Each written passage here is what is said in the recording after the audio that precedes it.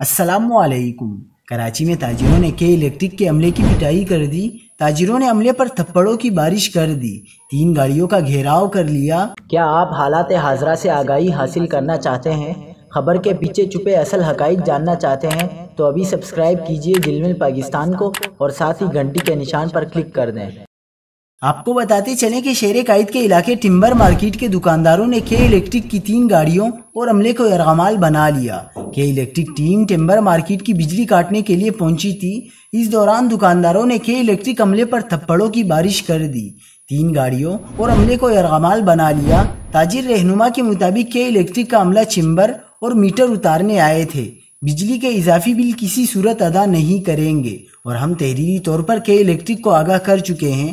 صدر timber merchant group Sharjeel گوپلانی نے کہا کہ عملے کو میٹر اتارنے اور چمبر کاٹنے سے منع کیا گیا لیکن وہ نہیں مانے، جس کے بعد دکانداروں نے عملے اور گاڑیوں کو یرغمال بنایا۔ ان کا کہنا تھا کہ کے الیکٹرک عملے کے پاس کوئی اجازت نامہ نہیں تھا۔